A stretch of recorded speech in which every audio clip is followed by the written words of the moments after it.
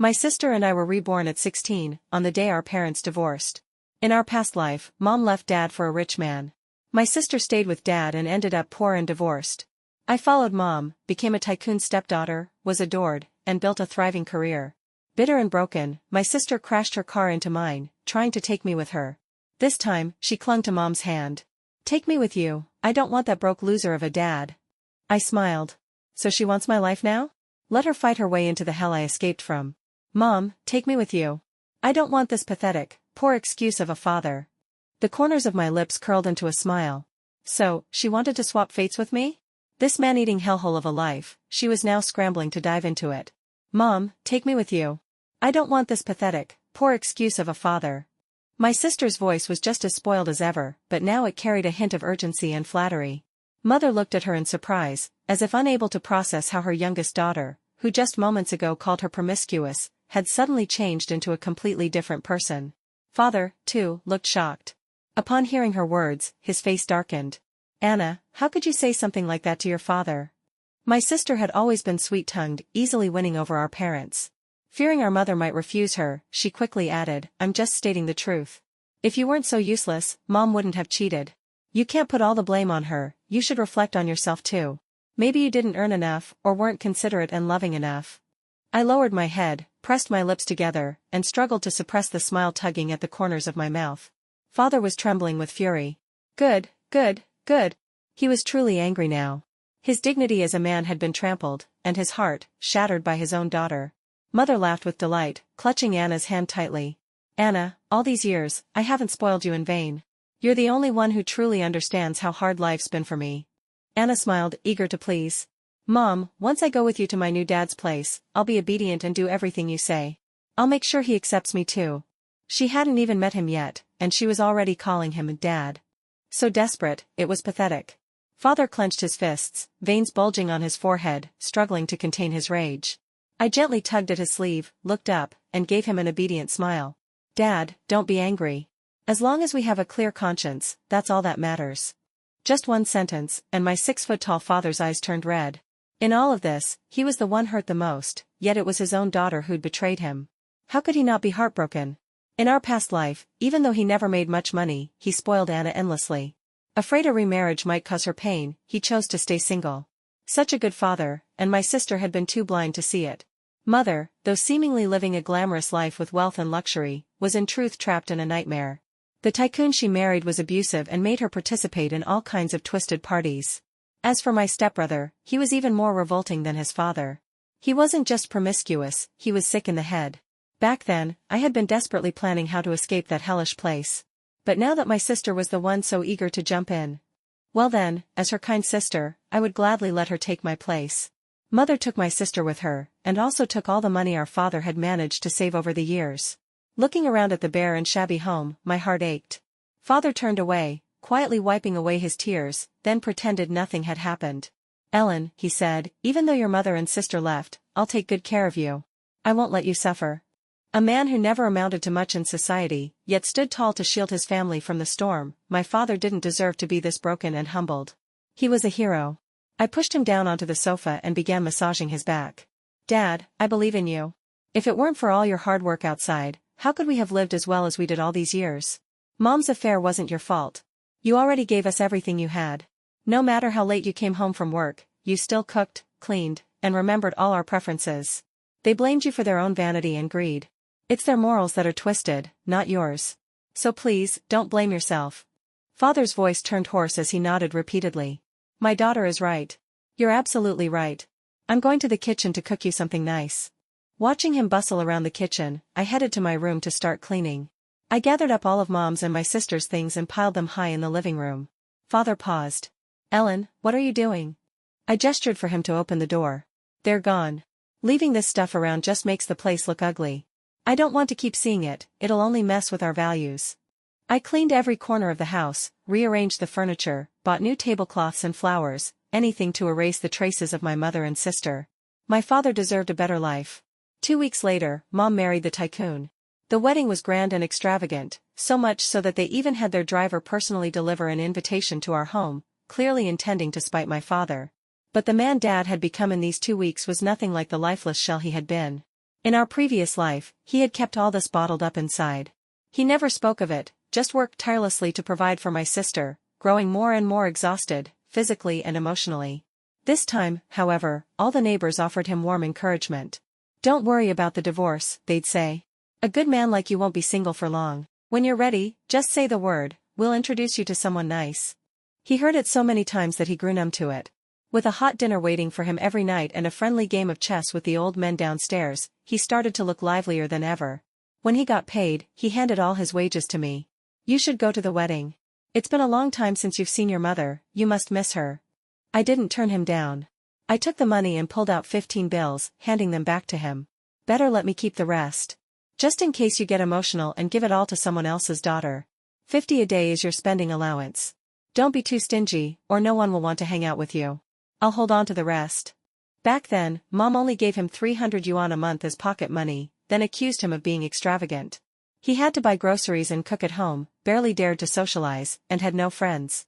He tried to explain, "This money was for you to attend their wedding. I didn't want them to look down on you if you gave too little." I rolled my eyes. What kind of nonsense is that? Why on earth would I spend money to attend their wedding? We'd be better off treating ourselves to a nice dinner out. Then a thought struck me. "Dad, your birthday's coming up in a couple of days. Why don't you invite your close buddies over for a meal? I'll cook a bunch of dishes and we'll celebrate properly." He paused, a bit stunned, then his eyes turned slightly red as he smiled with heartfelt joy. "Good girl.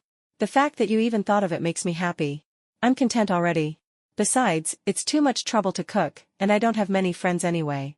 I rolled my eyes again. "Seriously, Dad? A grown man like you has no close friends? I don't believe that. Tomorrow, I'm going to work with you." He used to go along with me out of worry, but by now he'd realized I meant everything for his own good, thoughtfully and earnestly, so he gradually began to accept it. He scratched his nose and gave a sheepish smile. "All right, I'll talk to them tomorrow and have them come over the day after." Dad was a welder. Most of his coworkers weren't well educated, but they were all good people. They even pooled money together to buy me the latest smartphone. Mom used to look down on them, calling them uncultured brutes. But I knew, if they were friends with Dad, they couldn't be bad people. I ate early and left the apartment to them so they could eat and drink freely.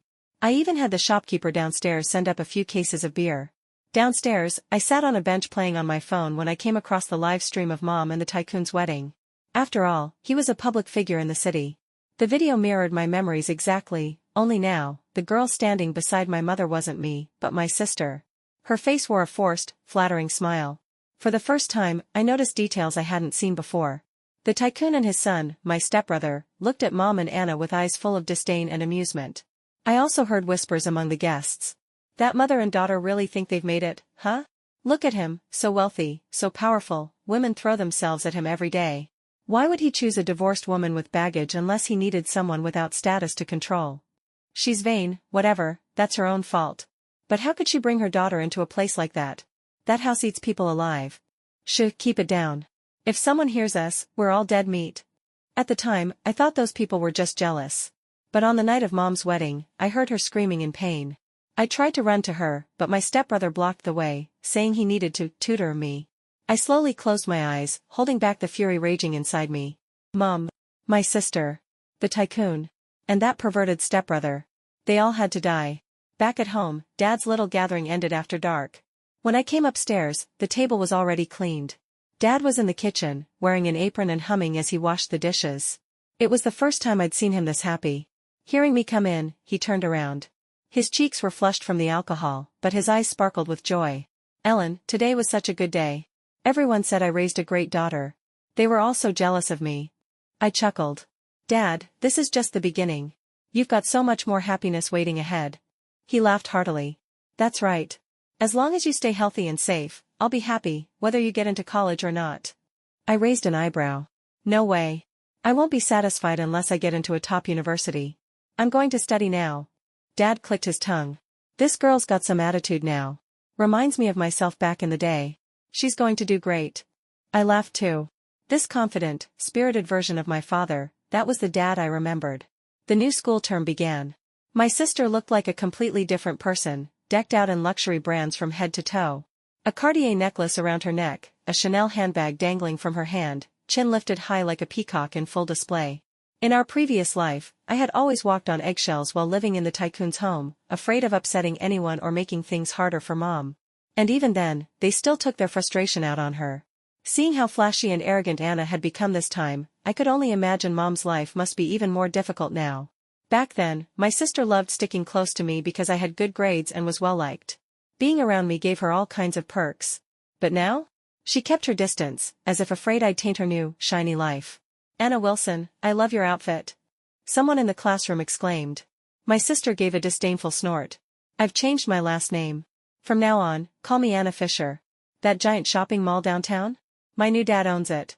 A wave of gasps swept through the room. Then she turned to me. "Ellen, what about you? Did you change your name too?" She sneered at me with contempt. "Nope, she still goes by Fisher, sticking with her broke loser of a dad. Keep your distance, Ellen. I don't want your pathetic vibes rubbing off on me." I gave a soft, amused snort. "Relax. I'd never sell my dignity just for money." That immediately caught everyone's attention. "Ellen, what do you mean by that?" In our past life, Anna had slandered me out of jealousy, turning everyone against me. But this time, I beat her to it. My mom cheated on my dad with a tycoon. Anna followed her and even changed her last name, terrified the rich guy wouldn't accept her. My dad may not make much money, but he hands over every penny of his salary and comes home to cook and clean. My mom? She spent every day playing mahjong or shopping. She didn't even wash a single dish. And even then, my dad gave her every bit of his hard-earned savings, afraid she'd suffer in that tycoon's house without money. Most of our classmates came from average families, with strong moral compasses. Their expressions shifted as they looked at Anna: judgment, pity, even disgust. Anna scoffed again. "These days, money is everything. Who cares about morals? Better to be rich and shameless than poor and noble." Unfortunately for her, our homeroom teacher had just walked in, and had heard every word. His brows immediately furrowed. "There's something seriously wrong with your thinking." Anna snapped back, indignant. "What did I say wrong? In this world, money is king." The teacher slammed his books down on the desk. "Either call your guardian, or get out of my class." Reluctantly, Anna pulled out her phone and called Mom. But Mom didn't answer. She had no choice but to call Dad. Dad showed up not long after, still wearing his work uniform, forehead damp with sweat, looking flustered and anxious. "Anna, what's wrong? Did someone bully you?" Anna backed away, her face twisted with disgust. "Why did you come looking like that? You're so embarrassing." Dad scratched his head, flustered. "I'm sorry. I thought something had happened to you. I left work right away. I didn't want you to wait too long." She groaned in annoyance. "If I'd known, I wouldn't have called you at all." Dad rubbed his hands together awkwardly. The teacher frowned and asked, "You're Anna's father?" Anna raised her voice. "I go by Anna now, and he's not my father." Dad's face turned ghostly pale. His eyes were filled with heartbreak and bitter disappointment as he looked at her. The teacher narrowed his eyes. "He's not your father? Then why did you call him? Where's your real dad?" Anna pouted proudly. "My new dad is a CEO. He's super rich and way too busy to come here." I couldn't listen anymore. I marched into the room, grabbed Dad by the arm, and led him toward the door. As I walked past the crowd of gawking students, I raised my voice with pride. "This is my dad. He's a welder, an excellent one. Lots of companies try to hire him. Maybe to others he's just an ordinary worker with a modest salary. But to me, he's a hero. He supported our whole family with his hands and his skill. I've never been ashamed of my dad's job, nor do I think it's beneath discussion. It's because my dad is honest, hardworking, and upright that I'm proud to be his daughter." The teacher clapped first. Then the rest of the class joined in. The applause was loud and sincere. Dad's slouched shoulders slowly straightened. The timidity in his eyes began to fade, replaced with a quiet, glowing pride. From that day on, Dad never mentioned Mom or Anna again. Sometimes, he'd even bring friends over for meals.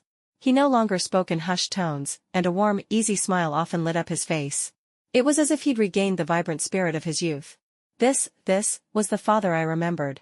One day, Dad came home holding a brochure for a new apartment complex. He pointed at a layout for a 3-bedroom unit with a large balcony. "Sweetheart, do you like this one? Your classmates all live in nice new developments. How about we move there too? I'll put it in your name." I glanced at it and replied bluntly, "I don't like it. I like the house we live in now." Dad thought I was just being frugal. "It's not that expensive. We can sell this place for the down payment, and I'll pay off the loan slowly with my salary." I crossed my arms in front of my chest in a big X. "No." I said no. "You're buying this house for me, right? Then what matters is my opinion. And right now, I love our home." Dad scratched his nose with a chuckle. Well, as long as you're not embarrassed to live here. I gave a snort. I'd only be embarrassed if I had bad grades. Though the house is humble, virtue makes it fragrant. You don't get it, Dad. He didn't, but he laughed anyway. Lacking formal education himself, he thought any poetic phrase I casually dropped made me sound brilliant. I smiled too. What he didn't know was, this house was about to be demolished in 2 years. The compensation would be generous. In our past life, he sold it too early, at Anna's insistence. She even picked the most expensive duplex available, greedy and selfish to the core. This time, I poured everything into my studies. And my efforts paid off. I climbed from around 100th in my grade to the top 10. My photo was proudly displayed on the school's honor board. I read my perfect score essay aloud on the flag-raising platform, basking in admiration. Anna, meanwhile, looked more and more worn down. Her once bright eyes were now dull with fatigue. And one day, purely by chance, I caught my stepbrother Antonio looking at her, with the same dark, twisted gaze I remembered from before. He didn't notice me, but I saw the way his eyes locked on Anna, like a hunter toying with his prey. He could have ended her any time, but chose not to. Because it was more fun to watch her suffer. That was exactly how he used to look at me. Anna, your brother brought you breakfast again? He's so sweet. I'm so jealous of you. A flicker of fear flashed in my sister's eyes. She turned to look at Antonio at the classroom door, and her body instinctively tensed with a shudder. My brother treats me very well, she said flatly. She walked slowly toward the back door, lifting her head with difficulty and forcing out a smile. Thank you, brother. Antonio reached out and gently patted her head. This is what a big brother should do. I've always wanted a little sister. Now that I have you, I'm really, really happy. Make sure you eat on time, okay? Skipping breakfast is bad for your stomach. A chorus of sighs and squeals of envy rippled through the classroom. Antonio wasn't just handsome, he also had top grades, and his quiet, gentlemanly demeanor made him the crush of girls across several schools. After he left, the students immediately surrounded Anna. Anna, you must have saved the galaxy in your past life. Do you even know how many girls dream about him? Even students from other schools sent him love letters. Your brother is way too gentle. The way he looked at you just now, so doting. Is he even sweeter to you at home? There are lots of good-looking boys at school, but he's the first who's both good-looking and brilliant. I heard he's already guaranteed admission to college. He doesn't even need to come to school anymore, but he still does it, for you. Anna's face turned pale. She suddenly shot up from her seat and rushed to the trash can at the back of the room, where she began to gag violently. Anna, are you okay? Maybe you caught a cold now that the weather's changing? She wiped her mouth and gave a perfunctory nod. Must be a cold. Feeling her gaze on me, I turned around and gave her a lazy, faint smile, playful, yet meaningful. Her hands clenched tightly at her sides. Once again, she was blaming me for everything. Well then, if that's how she wants it, I might as well give her a proper send-off. During homeroom, the teacher announced there would be a talent show, and encouraged everyone to participate. A local TV station would be coming to record the event. It would be a big honor. Anna was the first to raise her hand. She stood up proudly and declared, "Teacher, I'd like to sign up for a solo performance." Both of us had inherited our mother's beautiful voice and musical talent. In our past life, I hadn't participated, which let her take first place. But now, Anna was desperate for a win, to help the tycoon family save face. Maybe then, she'd be punished less at home. So I raised my hand and smiled. "Teacher, I'd like to sign up for a solo too." Anna turned and gave me a smug, provocative smirk, fully confident of her victory. I returned her look with a cool, knowing smile. Back then, I didn't like being in the spotlight, so I always let her take center stage. She mistook that for weakness, thinking I wasn't as good as her. What a joke. She'd been forced to swallow so many things from Antonio lately, her voice was nearly ruined. What did she have to compete with? On the day of the performance, Dad wore the new clothes he'd bought and even went to the barber to get a fresh haircut. He looked radiant and full of life. Even Mom froze when she saw him. But Dad didn't even glance at her. His gaze swept over her like she was nothing. He had already moved on. Because of my excellent grades, he had barely taken a seat before the other parents began to approach him. "You're Ellen's dad, right? How did she improve so quickly? Right? Please share with us. My son's killing me. I stay up with him until midnight every night doing homework, and he's still not getting anywhere. Let Ellen hang out with my daughter more. Maybe she'll catch some of that academic luck." Dad smiled, a little embarrassed. "I'm not sure, really. She never needs me to nag her. When I get home from work, she's already finished her homework and even cooked dinner." His words sparked both admiration and envy. Meanwhile, the tycoon, normally the center of flattery and attention, was surrounded by an icy silence. His face was dark with frustration, while Mom stood beside him awkwardly, trying to keep a pleasant smile. I watched the whole scene from backstage and couldn't help but chuckle. The program planner was a good friend of mine. I had intentionally arranged for Anna to go right before me, so my performance could overshadow hers completely. Anna went on stage in a pink puff-sleeve dress, looking sweet and dainty. Her moves were carefully choreographed, though her voice was clearly a bit hoarse. The audience applauded politely. Compared to earlier acts, she had done well. As we passed each other backstage, she smirked smugly. "Wearing that rag and you still think you can compete with me? What a joke." I gave her a leisurely smile. "Try not to lose too badly, alright?" While she'd chosen a soft, girlish ballad, I went with a bold, energetic English rock song. I didn't wear a rag, but a glowing, high-impact neon raincoat. The moment I stepped on stage, the beat dropped. Rock music filled the room, electrifying the air. Even the students who had been half asleep jolted upright. My voice, naturally cool and pure, dropped a little deeper for this performance, haunting, ethereal, and utterly captivating. Paired with the music, it was a perfect storm. At the song's climax, a bucket of water poured down from above, drenching me, and my raincoat lit up in a vibrant neon glow. I flung it off coolly, revealing the black dress underneath. The sudden contrast cranked the stage presence to max. Whoa. Holy crap. That was so cool. I declare this the best performance of the night, hands down. As the song ended, thunderous applause and deafening cheers erupted from the crowd. Some students were even shouting, "Encore." I received the only perfect score of the night, and no one came close afterward. The cameras and reporters swarmed around me. I proudly wrapped my arm around Dad and announced with a grin, "This is my dad, the best dad in the whole world. And also the best welder. He's an amazing cook, has no bad habits, a great temper, and is responsible and reliable. His favorite hobbies are cleaning and playing chess with the grandpas downstairs. And most importantly, my dad is single. He had no fault in his last relationship. He's a genuinely good man." So, if there are any single or divorced ladies out there, gentle, traditional, and family-oriented, I'm looking for a reliable stepmom for my dad. He may not be able to offer luxury, but he can promise a life full of love. And I'll be the one to take care of you when you're old. Dad couldn't take it anymore. He grabbed my arm and dragged me off the stage. Laughter exploded behind us. "If we find someone good, we'll definitely introduce her." Back home, Dad tried to scold me. But I held up my trophy and proudly bragged, "Dad, how did I get so amazing? Great grades and a great voice. Aren't you secretly thrilled every night, knowing you've got such an outstanding daughter? I'm incredible, aren't I?" Dad laughed in exasperation. Don't think I'll let you off just because you're showing off now. What were you saying in front of those reporters and the TV crew?" I lifted my chin with smug pride. Every word I said was true. The teacher even told me, if I can keep my grades up, I'll definitely get a guaranteed admission next year. "You saw Mom today, right? Dripping in jewelry, living the high life. And Anna? She's already forgotten you even exist. We've both moved on. So why are you still stuck in the past? You want me to be happy and healthy, well, I want you to be happy too. Don't worry about getting a stepmom who'll bully me. I'm so lovable, anyone would be thrilled to have me around. You're still young. Why not find someone new? And don't worry about having kids again, I'll help raise them. You worked so hard your whole life. The second half should be about enjoying yourself. Dad, you deserve the best life, too." Dad's lips quivered. His eyes turned red. It took him a while before he managed to choke out, "Good girl. Raising you was worth everything. You made my whole life worthwhile." Anna hadn't shown up at school for over 2 weeks. They said she had a cold. But what kind of cold lasts that long? More likely, Antonio had been tormenting her so badly she couldn't even get out of bed. He had a sick obsession with sadistic games, especially the ones that involved suffocating control. Mom hadn't updated her social media in a long time either.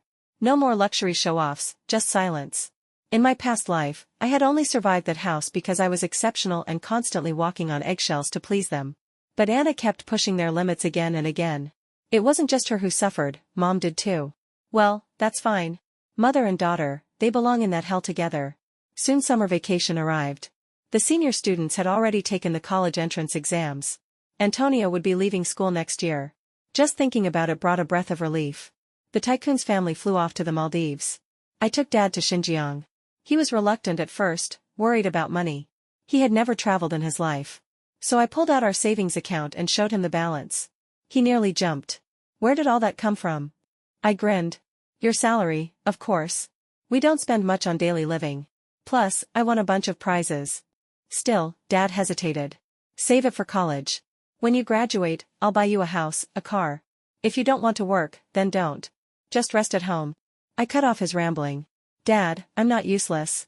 I've got 2 hands and 2 feet, why wouldn't I go out and work? You've watched nature documentaries, right? Animals go through so much just to survive. Honestly, making money these days isn't that hard. I'm not afraid of hardship, because I know you're my safety net. I had a way with words, and Dad couldn't resist. In the end, he agreed to travel with me. While we were there, we met a beautiful woman from Xinjiang who clearly took an interest in Dad. But he was so shy it made me anxious watching him. Still, I reminded myself, it's his life. I shouldn't interfere. That trip changed something in him. He came back more open, more confident. He still wasn't ready to go on blind dates or meet women, but I could tell, he'd finally let go of the past. He was just waiting for me to finish my exams before taking the next step. Senior year was hectic. I buried myself in practice tests, mock exams, and correcting my mistakes. Sometimes I'd see Anna hanging out with the worst girls at school, sneaking smokes in the bathroom. She even had a boyfriend. Her arrogance remained, but it was hollow, her spirit dulled, like stagnant water. That man-eating monster of a household eventually consumed her whole. 2 months before the college entrance exam, Dad received notice, our house was being demolished. We'd get $1 million in compensation, plus a new apartment with a parking spot. Dad was ecstatic. That very day, he took me to sign the ownership transfer. The new apartment was under my name, and the money went straight into my bank account. I laughed and teased him. Dad, why are you signing so fast? If you made a scene, maybe they'd throw in more cash. But Dad just smiled calmly. No need to be greedy. This is already more than enough. I was so thankful I inherited his character. But once word got out, long-lost relatives came crawling out of the woodwork, all wanting to borrow money. The house was filled with noise and chaos for days. So Dad called over all his old buddies, big, burly guys who took up space and made it clear, we weren't pushovers. After half a month of eating and hanging out, those relatives didn't dare act up again. Dad was traditional and responsible, but he wasn't foolish. No matter how they cursed him behind his back, calling him heartless or ungrateful, he acted like he didn't hear a word. And then, Anna showed up at our door. Dad opened it and froze. But he didn't invite her in. His voice was cold.